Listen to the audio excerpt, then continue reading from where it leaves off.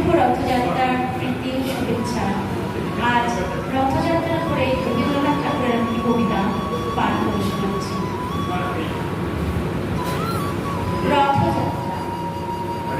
রথযাত্রার দিন কাছে, তাই রানী রাজাকে বললেন, চলো রথ দেখতে যাই।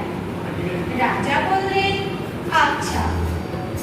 ঘোড়াশাল থেকে ঘোড়া বেরোলো, হাতিশাল থেকে হাতি, ময়ূরপঙ্খী যায় সাড়ে সাড়ে, আর বল্লম হাতে সাড়ে সাড়ে সিপাই শাস্ত্রী দাস দাসী দলে দলে পিছে পিছে চলল।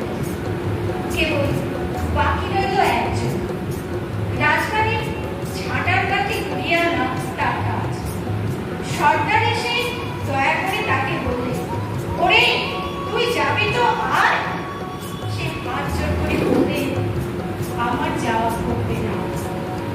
রাজার কানে কথা উঠল, সবাই সঙ্গে যায়, কেবল সে দুঃখীটা যায় না।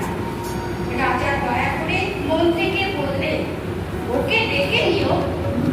রাস্তার ধারে তার বাড়ি।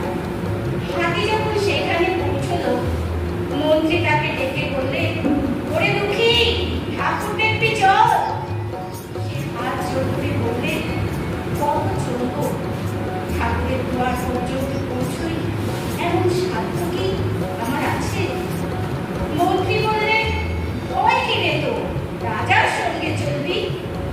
সে বললেন, সর্বনাশ, রাজার পথ কি আমার পথ? মন্ত্রী বললেন, তবে তোর উপায়? তোর ভাগ্যে কি রথযাত্রা দেখা ঘটবে না? সে বললেন, ঘটবে বই কি, ঠাকুর তো রথে করেই আমার ঘরে আসে। মন্ত্রী হেসে উঠল, বললেন, তোর দুয়ারে রথের চিহ্ন নাই? দুঃখী বললেন, তার রথে চিহ্ন পড়ে না। মন্ত্রী বললেন, কেন বলতো?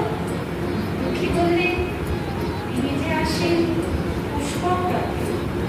মন্ত্রী বললেন, ওই রে সে রথ।